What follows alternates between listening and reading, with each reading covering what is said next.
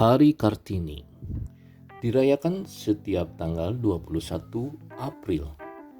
Biasanya, orang-orang akan membagikan quotes tentang perempuan bernama asli Raden Ajeng Kartini Djoyo Adiningrat sebagai dedikasi terhadap emansipasi wanita.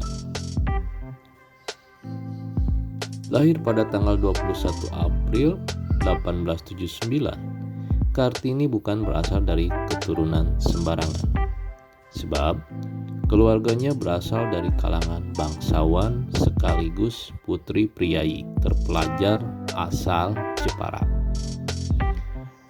Ayahnya yang bernama Raden Mas Adipati Aryo Sosrodiningrat adalah Bupati Jepara.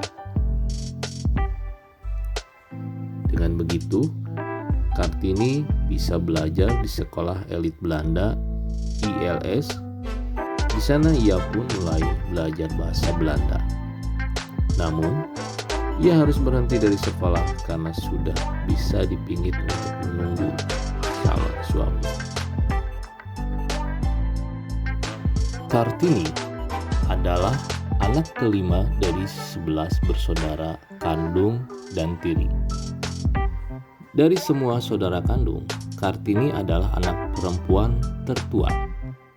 Kakeknya, Pangeran Aryo Condronegoro IV, diangkat bupati dalam usia 25 tahun dan dikenal pada pertengahan abad ke-19 sebagai salah satu bupati pertama yang memberi pendidikan barat kepada anak-anaknya. Kakak Kartini, Sosro Kartono, adalah orang yang pintar dalam bidang bahasa. Sampai usia 12 tahun, Kartini diperbolehkan bersekolah di ILS. Di sini, antara lain Kartini belajar bahasa Belanda. Karena Kartini bisa bahasa Belanda, di rumah ia mulai belajar sendiri dan menulis surat kepada teman-teman korespondensi yang berasal dari bangsa Belanda. Salah satunya adalah Rosa Abendenen yang banyak mendukungnya. Dari buku-buku dan majalah Eropa, Kartini tertarik pada kemajuan pemikiran perempuan Eropa. Timbul keinginannya untuk memajukan perempuan pribumi. Karena ia melihat bahwa perempuan pribumi berada pada status sosial yang rendah. Kartini banyak membaca surat kabar Semarang The Lokomotif yang diasuh Peter Groskopf. Ia juga menerima Lestromel, paket majalah yang diedarkan toko buku kepada pelanggan. Di antaranya terdapat majalah kebudayaan dan ilmu pengetahuan yang cukup berat. Juga ada majalah wanita Belanda The Holland Lady. Kartini pun kemudian beberapa kali mengirimkan tulisannya dan dimuat di The Holland Lady. Dari surat-suratnya tampak Kartini membaca apa saja dengan penuh perhatian sambil membuat catatan-catatan. Kadang-kadang Kartini menyebut salah satu karangan dengan mengutip beberapa kalimat. Perhatiannya tidak hanya semata-mata soal emansipasi wanita, tapi juga masalah sosial umum. Kartini melihat perjuangan wanita agar memperoleh kebebasan, otonomi, dan persamaan hukum sebagai bagian dari gerakan yang lebih luas. Oleh orang tuanya, Kartini dijodohkan dengan Bupati Rembang, KRM Adipati Aryo Singgi Djoyo Adiningrat, yang sudah pernah memiliki 3 istri.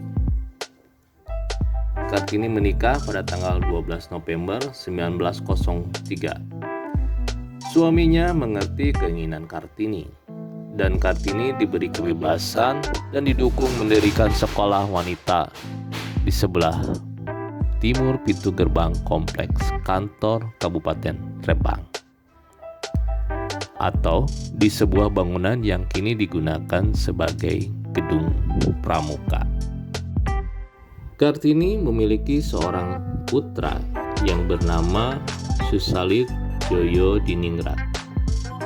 Lahir pada tanggal 13 September 1904. Beberapa hari kemudian, tepatnya tanggal 17 September 1904, Kartini meninggal pada usia 25 tahun. Kartini dimakamkan di Desa Bulu, Kecamatan Bulu, Rembang. Berkat kegigihan beliau, belakangan didirikan sekolah wanita oleh Yayasan Kartini di Semarang pada tahun 1912, dan kemudian di Surabaya, Yogyakarta, Malang, Madiun, Cirebon, dan daerah lainnya. Nama sekolah tersebut adalah Sekolah Kartini. Yayasan Kartini didirikan oleh keluarga Van de Penter, seorang tokoh politik etis.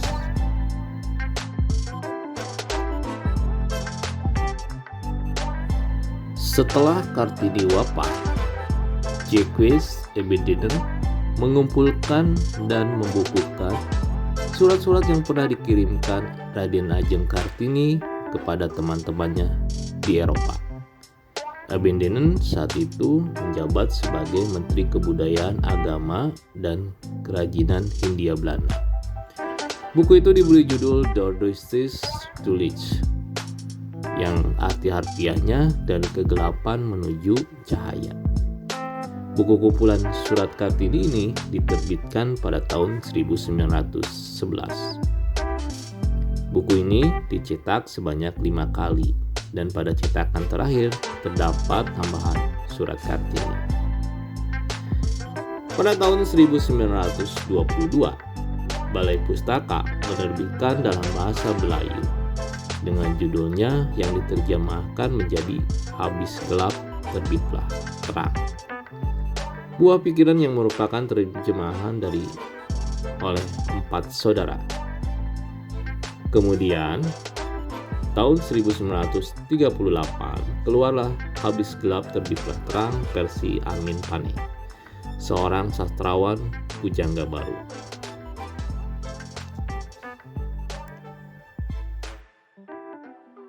Demikian kutipan salah satu bagian sejarah dari Raden Ajeng Kartini sampai terbit sebuah buku Habis Gelap Terbitlah Terang.